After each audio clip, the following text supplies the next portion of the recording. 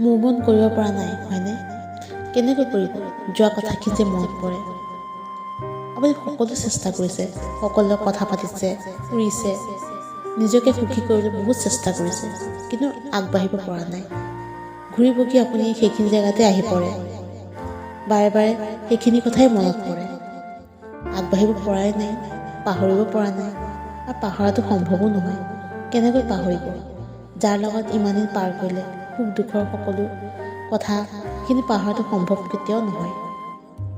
কিন্তু মই এটা কথা কওঁ, কি লাভ হ'ব সেই যোৱা কথা মনত পেলাই? যোন যাব লগা আছিল তেওঁতো এৰি গ'লেই, আকৌ কিয় নিজকে কষ্ট দিছে, মনটো অশান্তি দিছে?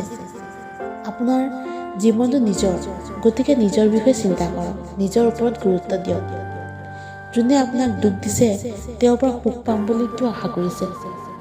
এফালৰ পৰা ভাল পোৱা কেতিয়াও বেছি দিন নাথাকে, আৰু যদি দুইফালৰ পৰা ভাল পোৱা হ'ল হয় তেতিয়া তেওঁ কেতিয়াও আপোনাক এৰি নগ'ল হয়। এতিয়া যিটো হৈ গ'ল সেইটো মানি আগবাঢ়িব লাগে। যোনে এৰি গ'ল তেওঁ আপোনাৰ লগত থকা যোগ্যই নহয়। আপোনাৰ এটা সম্পৰ্ক শেষ হৈছে, গোটেই জীৱনটো এতিয়াও বাকী আছে। আপোনাৰ যিটো কৰি ভাল লাগে সেইটো কৰক, আৰু মুভ অন কৰাৰ এটা ডাঙৰ ঔষধ আছে সময় আৰু ধৈৰ্য। যদি ধৈৰ্য ধৰিব পাৰে, আপোনাৰ সময়ৰ লগত চলিব পাৰে, তেতিয়া আপুনি সকলো কেনেকৈ পাহৰি যাব গমেই নাপাব। কয় নহয় সময়ে সকলো ঠিক কৰিব বুলি, আৰু এটা সময়ত আপুনি নিজেই ক'ব যে মোৰ লগত যি হ'ল ভালৰ কাৰণে হ'ল। মই যিমানখিনি বুজি পাওঁ, আমাৰ লগত যি হয়, যি দুখ আহে, সেয়া এটা সময়ত ভাবোঁ যে ভালৰ কাৰণেই হৈছে।